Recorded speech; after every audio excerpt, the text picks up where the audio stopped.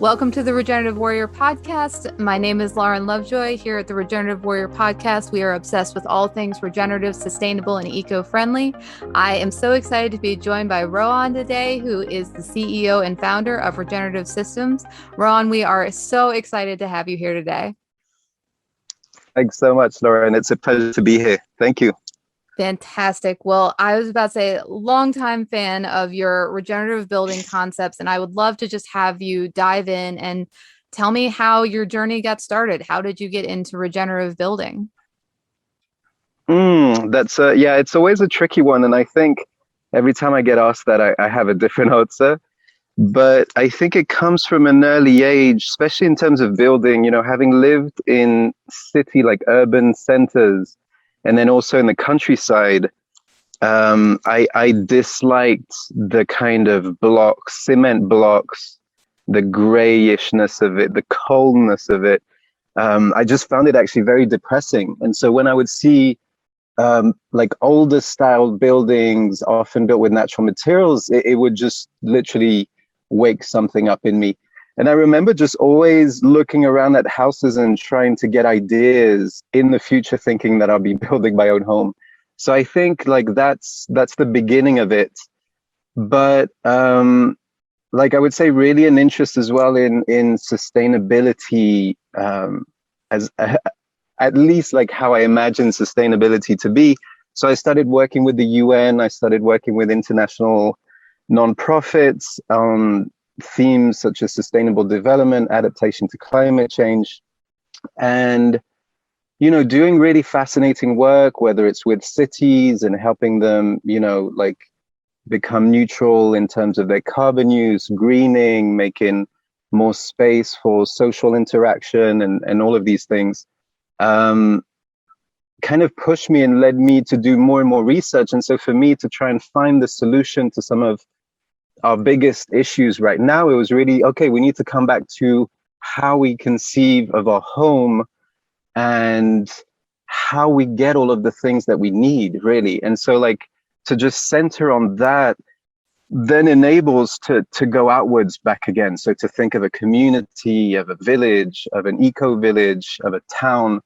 And so it's this sort of micro cosm that sort of like brought me into this. And I think a lot of other aspects are, I think, in terms of efficiency. I just remember also looking and thinking, we're heating this water on one side to wash, take showers, wash the dishes. And at the same time, we're heating this other water that's going to be used to clean this. And then this heat is going there. And so just thinking like, why are these things separate? Why couldn't they be combined? So I think really the systems thinking came to me like at a pretty early age. And so I think it's just really that, just observing and having the chance to have moved to different countries and seeing how they do things there has really inspired me to now be equipped with certain technologies and ways that can be adapted wherever you are in the world. That's a little bit of a long answer to your question, but yeah. No, I love it. But I feel like there's so many endless ways that we can improve upon things. Of course, the systems that are in place, we can't really argue that they're the best. So they offer a lot of room for improvement. And on your website, you list 4 different main areas that you talk about moving to more regenerative designs. I would love to kind of touch on each of them and how is it different from conventional into regenerative and even beyond sustainable in your concepts, starting with the bioclimate architecture. What does that mean and how is that different from conventional? Yeah, no, that's a great question. I think even before the bioclimatic, it's the materials that are used. And when we think of traditional, at least now it's become known as traditional, but like more conventional or contemporary building materials, we're thinking of cement, we're thinking of certain types of wood and how they're produced. And that has an impact all the way down the chain. And then the building that's being constructed then uses these different utilities, which also, require energy to do so. So the building materials are the first part to kind of the footprint to build it, but at the same time, you're building with the local materials and they have a function in themselves. So if you build, say, with cob is able to regulate humidity inside the house. It's also a battery for heat. So whenever it's cold outside, it can hold on to the heat and release it longer. If you're thinking of an insulative material, say hempcrete will be a barrier, more of a barrier between the two. So so having, first of all, these natural materials that have their own properties and are very low impact. The idea is really to work with even what you have on the property, let alone, and then look elsewhere around what you have. But so to use those materials and to keep those principles in mind. One is that you want to have a house that's able to keep the same sort of temperature all year round. Like we kind of aim for 70 degrees Fahrenheit. And so the idea is, whether it's in winter and it's very cold outside, or in summer it's very hot outside, the inside of your living space stays always at that temperature. And then building around your house using kind of biophilic design, you can integrate these greenhouses, which each one of them has a different microclimate. So at the same time, you're able to not only harvest whatever would grow normally in the region, but you're also able to have potential tropical fruits in, you know, like more of a temperate climate, and all of these different things that come together that are able to happen. And whether it's the plants or natural physics, the physics of convection, passive heating and cooling is basically not using any electricity. No energy is used in order for your house to get tempered, cooled if it's very hot. And the way that functions is you find the highest point inside your house and you open it. So it could be a skylight, could be a window, it could be anything that you have on the top. You just open, and you have these pipes that go below the earth and that enter your house at different points. And by opening both, the hot air is just naturally going to go up and out, and it's going to create a suction, and this cold air is going to come inside. So this would be how your house would function, say in summer, to cool it down, to help. In winter, those would be closed, and you can actually have other ways. One is called the trombe wall, where you're basically able to create this very quick convection and at the same time heat up the earth or whatever thermal mass material is there. And you're able to get more heat going into it. Another one is the heat batteries, which are used inside of greenhouses, which basically have a fan and blow all of the hot air during the day into the ground about 4 feet below the soil. And then at night, it's able to start the fan again. And now it brings this hot air back into the greenhouse in order to keep it tempered. So the passive kind of heating and cooling system is really adapted to wherever you're going to be. In some places, you might not necessarily need any heating because it's tropical. So all you're thinking about is cooling. So it's really adapted to wherever you are and using the materials that are available there.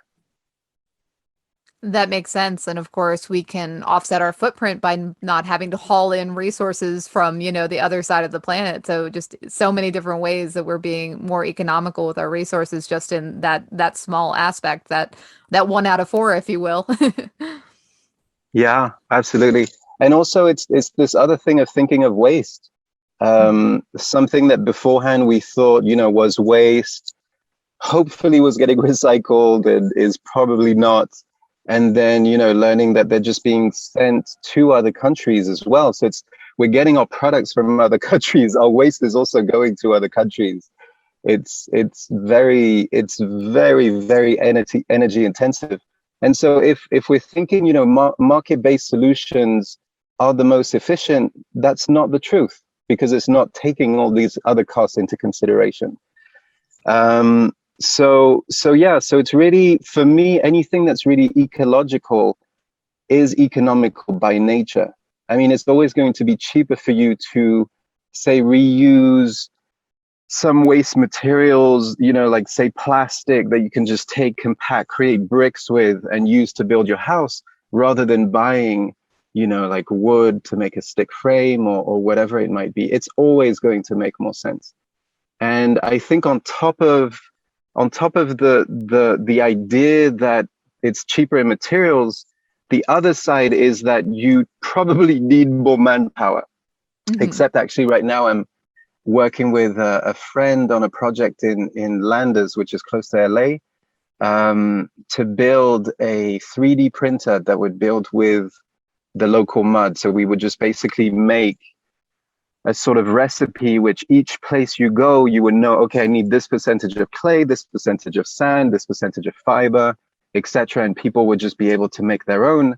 And these 3D printers now are around, but the thing is that they have intellectual property. So the idea that we're having is actually to come up with a concept where all of the materials you would be able to repurpose.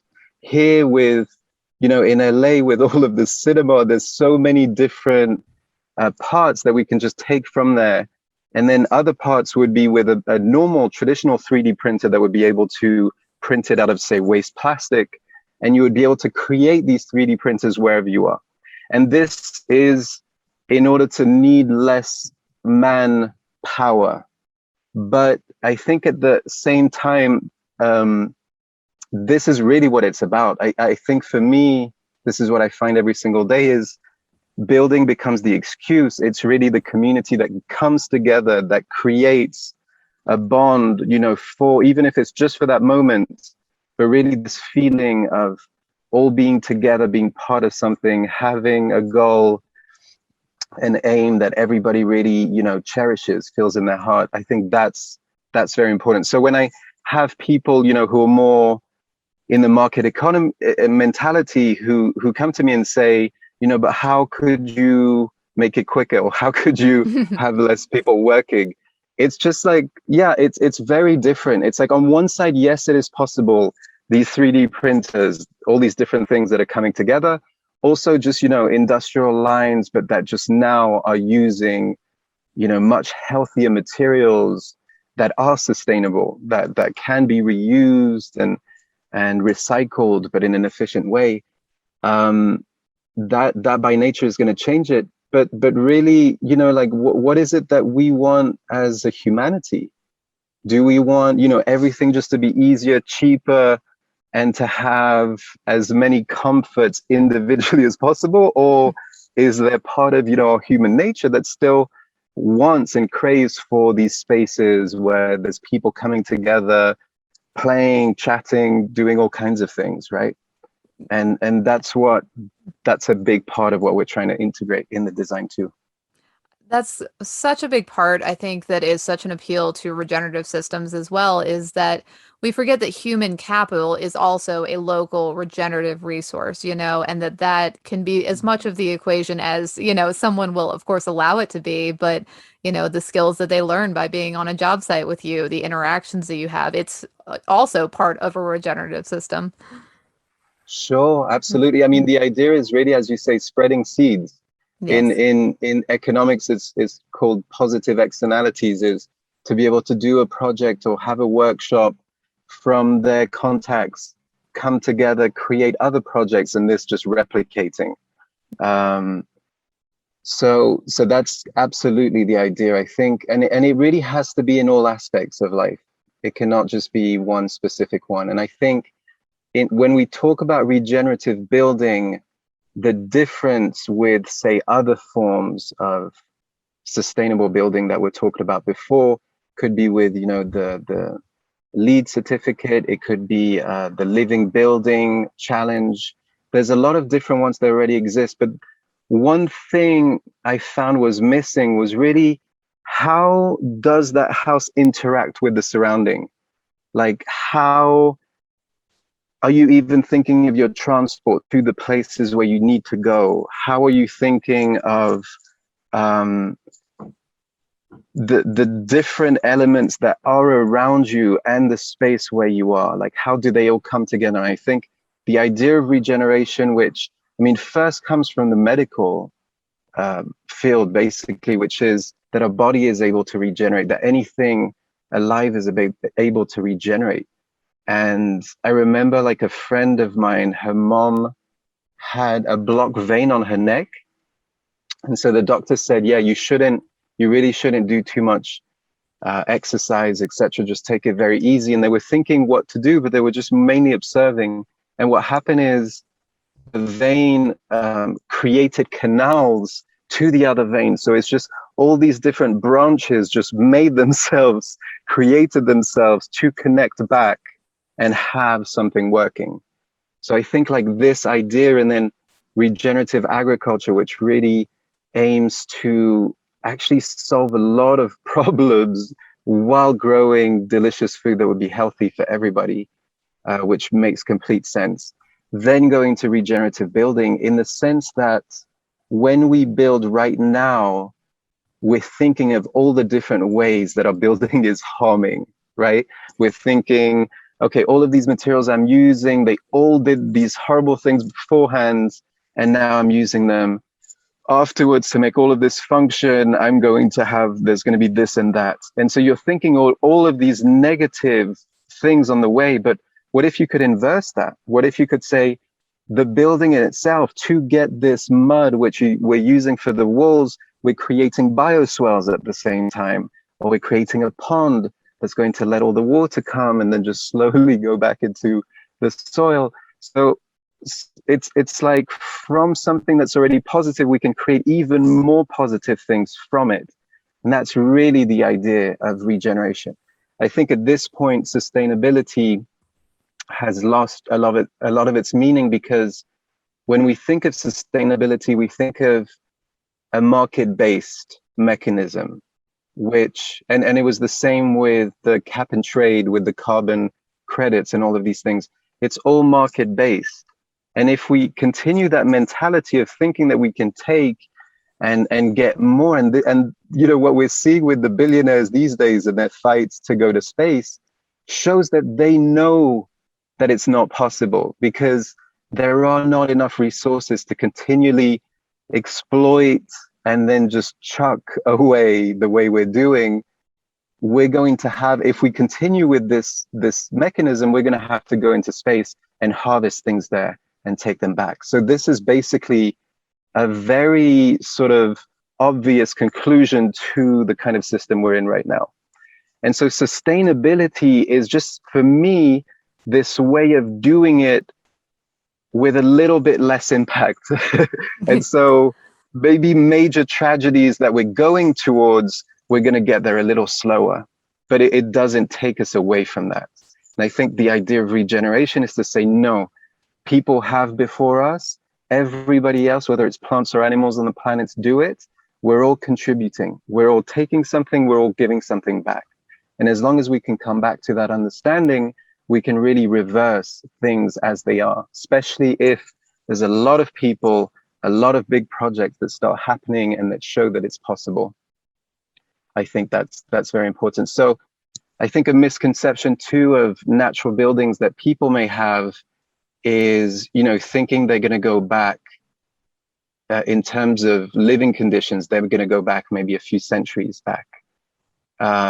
Just get used to lighting some candles again, and you know, like the thought of a dry composting toilet, all of these things, it's just like, oh no, I don't want this.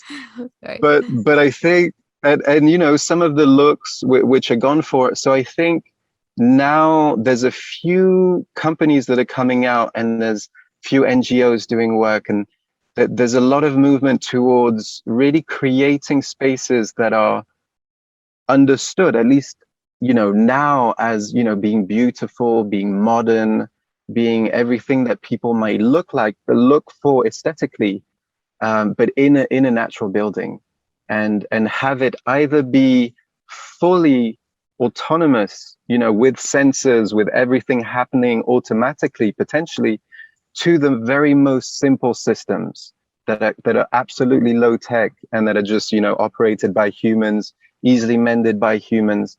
And so having the opportunity to do both things is really important these days. I think that's amazing. And I love how well you put the concept of regeneration versus sustainability, that we do have this very kind of negative connotation that it is a reverting. And what are we losing by, what do we give up in the name of being more natural? But, I think with what you're doing in your work is proving that we don't have to compromise, that we can have all the things that we've had. They just come from different ways and they're just in different systems. Would you say that that is just such a hard transition for people to understand, or is it kind of just a seeing is believing kind of situation? I think that's a huge question. And I think there's a bit of both. One aspect I have to deal with is, say, meeting building officials or engineers who have more of a sort of mechanistic training into what they learnt, the values that they were given. There is at first some, I would say, misconception or misrepresentation of what natural building may be, and therefore it's not, I don't see it as, say, a fight, or I don't think it's something that's hard or that needs to be convinced. I think it's more just bringing to their understanding how it is done, how it is built, what are the impacts that can be seen. Once they have this information, I usually have, a lot of good, positive reactions from it. So I think a lot of it is just not really being aware that it's possible at this stage.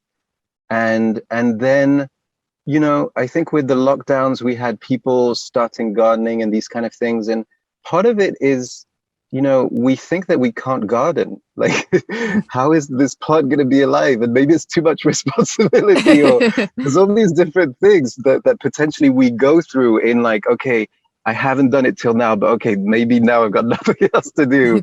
I'm just going to do it. Plus whoever's talking about QAnon, and I just want to get outside. Very funny times we're living in. But so I think having the opportunity to do it yourself, to see how easy it is, and potentially doing it with other people and really enjoying that experience is what really was a positive aspect for me of this lockdown. We did, different events.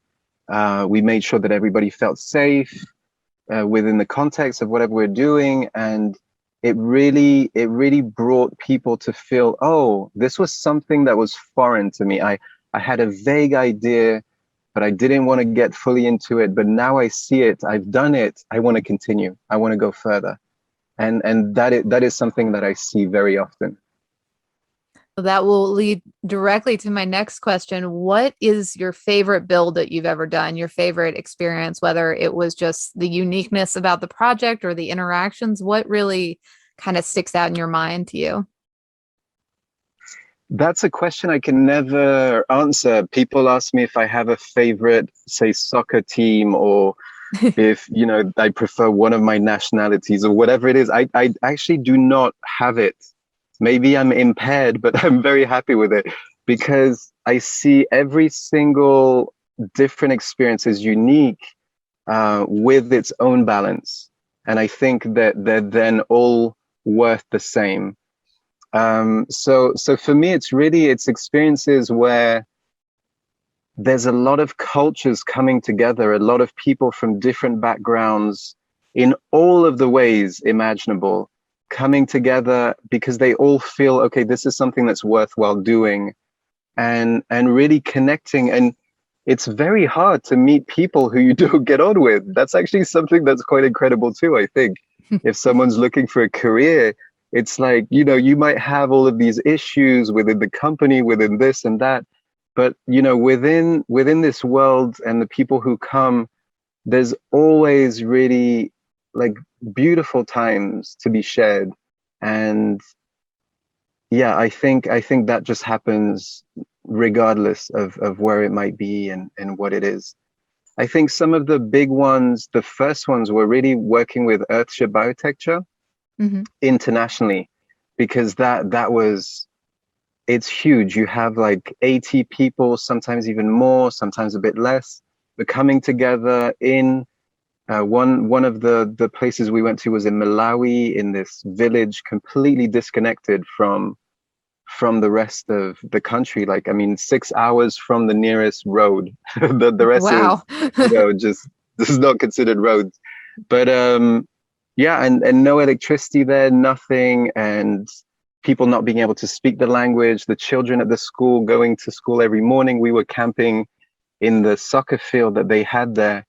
And just these interactions, just like getting to learn each other, like dancing, like all of the things that you could do, like enjoying food and communicating about the food, all of these things, then really, they go for a moment, then it's gone, but it stays in everyone. And I think that's the beauty of it, because it gives you trust. It gives you trust again that this is possible, that we can live this way. And for me, that's the most important one. And I think too, the other one was at one point when I was traveling and learning all of these different things, I basically, was living with very little, and how it reassured me is to think I could actually live without money. I can see how it could work at this stage. And to have that feeling actually is very reassuring afterwards. Because just to have that reassurance that anywhere you go in the world, you're going to meet people who you will understand in one way or another, have a connection, that there is that human like help, hospitality, all of these different things is something to just have hugging your heart forever after living it. And I think that's very positive too. Yeah. Would you consider it more of a return to tradition or a new kind of radical concept that we all used to make our own? Our ancestors all lived off the land, and now we seem to kind of be returning to those ideas that we can still, as you say, grow a garden. We still can propagate food. And all those things were done when money wasn't the main object. Does it feel radical or does it feel traditional to you? I mean, I guess it's radical in the sense that it's not the norm. Mm. So it's something new for its time, but it's absolutely going back to all the ways in which things were done. And so to be able now, I think, in terms of looking at technology, because I think it's about taking whatever exists now, which didn't exist back then, and using what was back then that is not here today. And so by merging these two, I think we get to the point where we're able to conceive that we can use whatever is out there. Like for me, for instance, when we do a solar system, the idea is often to recycle solar panels, because there's advances that happen so quickly with solar panels that when you have companies that basically their job is to produce electricity through solar panels, and they have huge capacities, sometimes it makes more sense for them to just throw away all those panels and buy the latest, because they'll be producing so much more electricity for it. In terms of money, it makes more sense for them just to get rid of all those panels. And so having access to this amazing technology, but also being repurposed, I think also goes in this idea of regeneration. Mm-hmm. Because you're always reusing, whatever, like just the idea of like using something secondhand. How do we even calculate, okay, what does that mean in terms of carbon? Can we even say maybe all the carbon that went into producing this product, now that it has been used for its first purpose and you're reusing it, does that even mean it's canceled? Mm-hmm. Those are just questions to ask. But I mean, again, that's what's hard right now in terms of finding like how useful these sort of techniques are in terms of carbon capture, but also water harvesting, all of these different ways. So yeah, sorry, I forgot what was I saying. I was about to say traditional or radical, but you so eloquently blend Yeah. that it is both, all in one. Mm. Yeah. No, I really do think so. And I think it really should be a way to honor all of our ancestors everywhere. I think, to any of the traditions that we're continuing, it's very important to try to get to the roots of them and to always honor those traditions, those roots from which they come. I think that's very important. So I think it's really like we're at a stage where what we're doing is we're making fusions of all of the things that have existed, that exist in different places, and combining them as much as possible in something that makes sense for that unique specificity of the location where it's going to happen. It's really that. So it's really like working on the shoulders of all these giants. And so some of the giants might be some of the technology that we have nowadays, and some of it is some of the methodologies and the earlier technologies that we're now able to reincorporate because they used to make sense. If you look at, say, a medieval town by a coast, it would be up on the hills, way above the ocean. It would be built maybe like a little bit like a spiral, so that the wind would come in and swell through and cool down the houses in summer. You would put the animals at the bottom so that the straw and their manure would create heat and heat up the floor to your house. Maybe not smell very good, but heat up, the floor, and then you would have the seeds on top. So everything had a purpose. And I think it's really coming back to that idea to build like in an efficient way, in a way that is mindful of everything. And so a lot of it too is really the culture. Who are you dealing with when you're building something? Like, you really have to try and get into the mind, the body of that person, and see what they would need, how they would interact with the things around them and all of this. And I think in architecture and design in general, that's something that's missing, is really looking at people, putting people within those styrofoam boxes that they're creating. It's like, it's the tricky part. It's really the important part. My next question will be a little bit of a challenge for you. What would be your best advice that you would give somebody who would be interested in transitioning? Somebody who does live in a styrofoam box but doesn't want to. What would be your advice to just starting out in this world and the steps that they could make to living more regeneratively? That's actually a book that I'm thinking of writing. It would be a sort of fictionist book where you have options to choose, and so depending on the people, the personalities, they'll choose this and that, and they'll basically have all of the different ways to make that change possible. Well, that's a book I would buy. That sounds fantastic. good, because I want to make it also like basically like fictionist, so it'll be like a story at the same time, not just these are all the details, this is what you'll need to do with this tool. So yeah, I would really say, one is, do you want to be where you are right now? Do you want to stay there? If not, then think of leaving already. But there's for me, it's actually look at the money.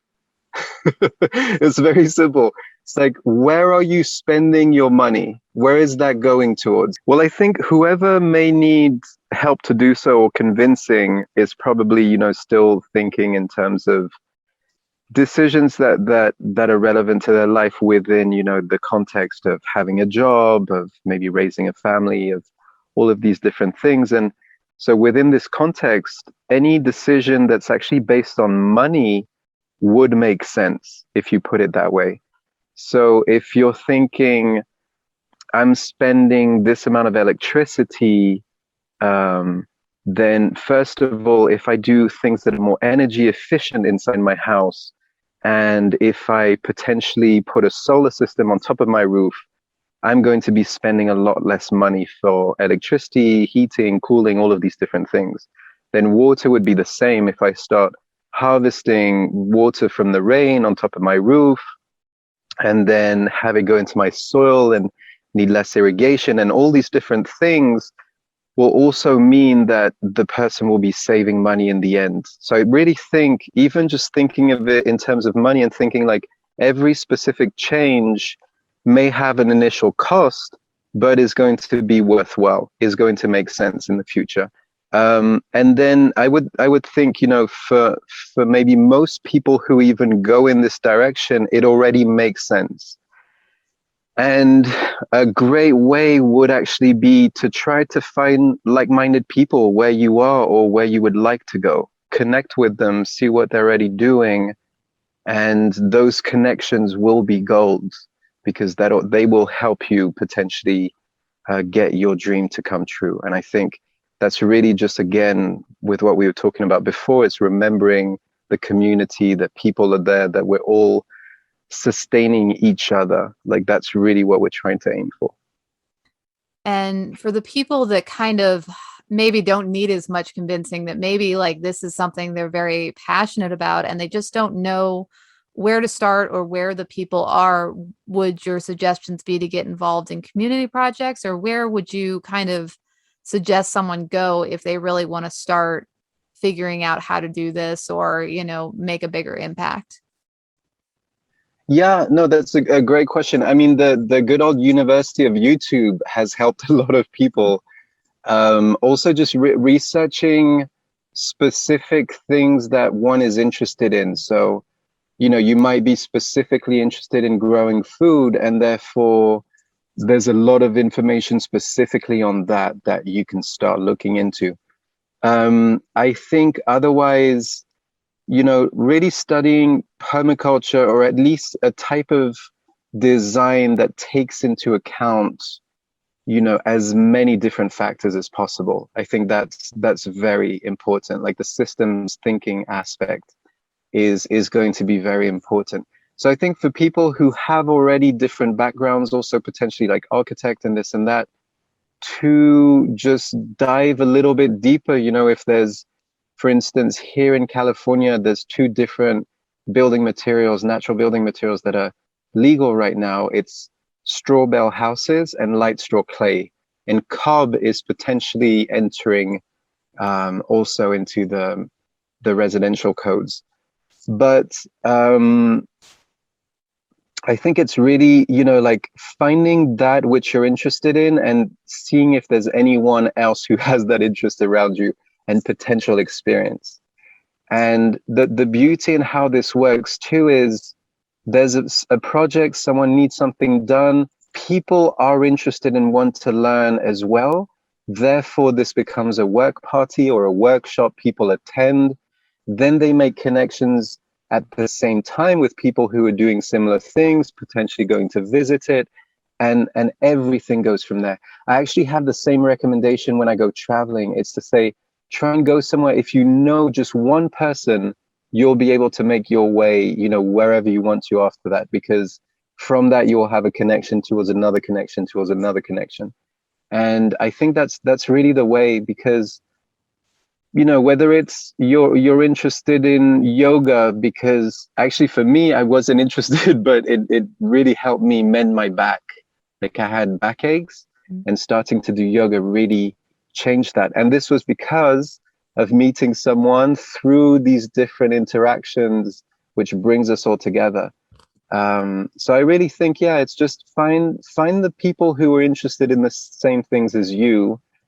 And then there's a recommendation that's way more sort of love and light from here, from LA, that I wouldn't mind sharing. It's basically like there's three parts to it, the person said.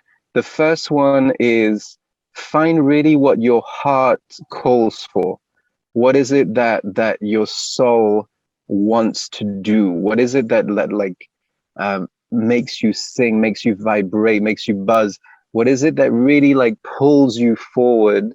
Like, identify that, try to go towards it.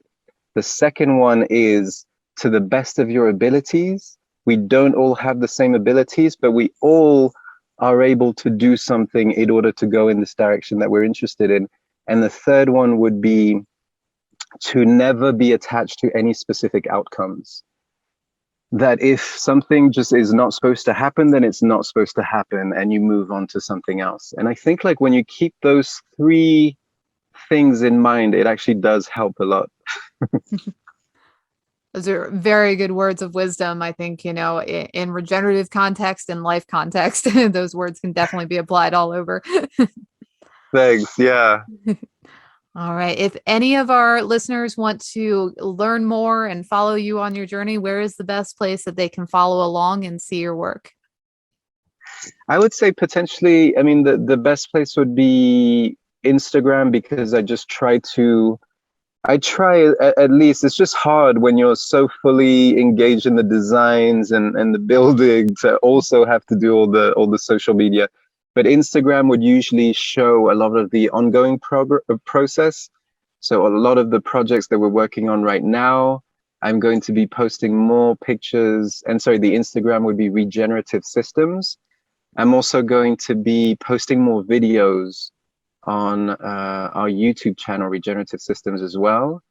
And the website is regenerative-systems.com, which also will start having more info about the current events and how people can participate, and then different help that we could provide, whether it's consultation, design, or building, that we are happy to provide. I think that's fantastic. And for anybody who has projects and ideas and needs consults, obviously, I can't wait to see those relationships that'll blossom out. And we can't wait to see the work that you're going to do. That would be amazing. Thank you so much, Lauren, for being such a Thank you great so maven. much, Ron. Thank you for all your amazing work and all the things you do. We appreciate all your impact on the world so much. Thank you so much. And you too, and everybody else out there. Thank you Let's keep so the dream much. going. Yes.